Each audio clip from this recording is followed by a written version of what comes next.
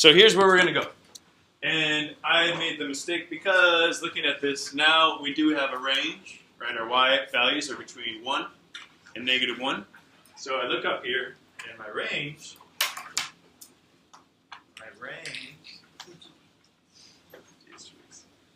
okay, my range for this one is -1 to 1. Okay, -1 to 1. It's included. And I look at from -1 to 1. Yep, that's in order. And now I want to look at including the 0, right?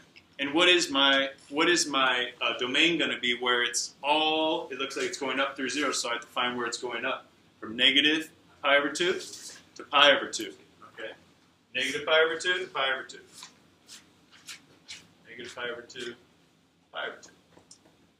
So because that is the domain I've restricted for the sign of x, now I can use that same restriction and look at what would happen if I cut the graph off here, and I cut the graph off here, and was just looking at the middle segment.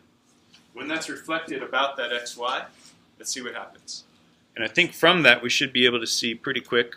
Yeah, you can see pretty quick here.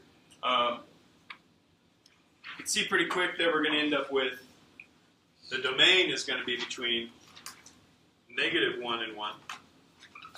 Because if I find what value this is actually at, or this value, if I change it, watch, change it real quick.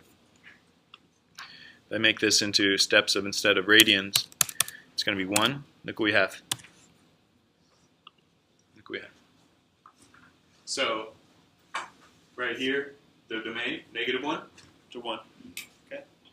I look then at the range, and this is where I forgot that my TA was skipping between these so much. So now I'm looking for the range, so I'm going to change my y-axis back to π/4. I want to depend on that scapegoat. Could have been watching her better. All right, so then we see the range, -π/2 to π/2.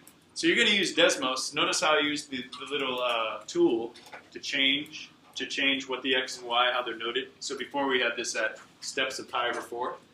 Now they're steps of whole number 1.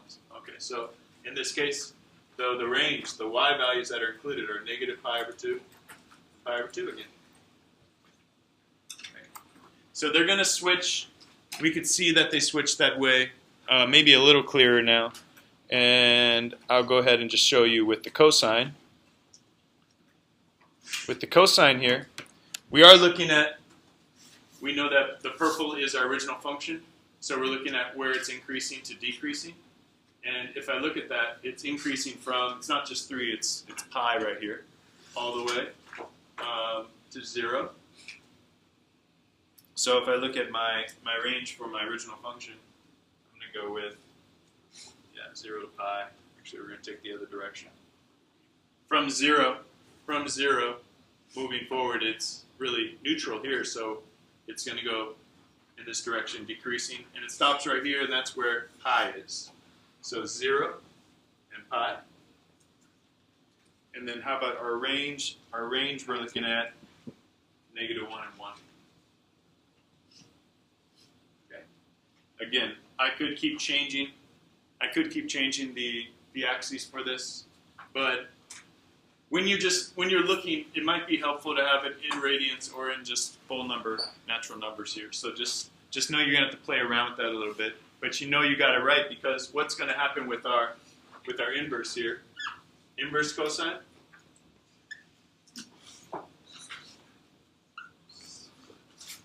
It's just the opposites. If I look at that green, it's the domain is -1 to 1, right? -1 to 1. The range, 0 to pi. See? Tomorrow we're going to play around with graphing. Today the main thing was you have to get the domain restriction. So let's just practice that for one more of these. You just tell me and then we'll move on. So what if I have this going on? First off, I know that where is the origin? Or sorry, where is it crossing, or at 0, what's happening to the graph? Is it increasing or decreasing? Increasing. Increasing. So I know that since it's on the increasing line, I have no choice really. I have to go with increasing from this point, wherever that is. You can zoom in and find it, all the way up to that point. That is the domain range I'm going to be focusing on. Okay. So you find the inverse of what I just put on, sine of 3x. You find the inverse, and what's going to happen with the domain and ranges? They're going to switch. They're going to flip. Okay. So I'd say right here, I probably am looking for. I'm looking for that x-axis to be in. You know what I would do? I would go ahead and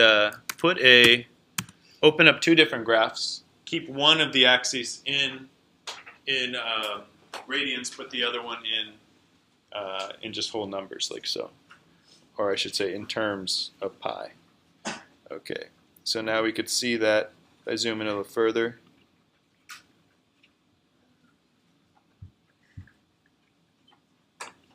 I'm going to switch it back now.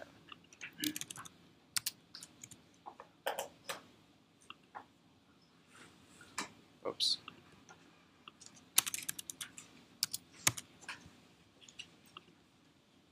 Good, now we can see it. Where is this point right here? 0.5. So negative a half and half. So with this one, this is for the sine of 3x. So we would just have to zoom in. You may have to adjust your x and y. Every single time, though, it's going to work out to be, either a pi over 2 right there, or it's going to be a 1 or a 2 or a 3. So if you're just using whole numbers, it's always going to be a nice number, either a half or a whole. If you're doing in terms of pi, it's going to be at those main pi markers we know. Okay. All right. Other than the just kidding start of the lesson, how do we feel about this? Decent? Okay? No vote? All right. How about this? Tomorrow I'll have this all worked out with the axes, and we'll go through a couple tomorrow. You only have 3 for homework, so let's try to do 3. You can use Desmos. I'm not challenging you to graph these yet. All I'm asking you to just be careful of those x and y's, find the domain and range, and then of the inverse. That's all you got to do. Okay? All right. Thanks for sticking in there.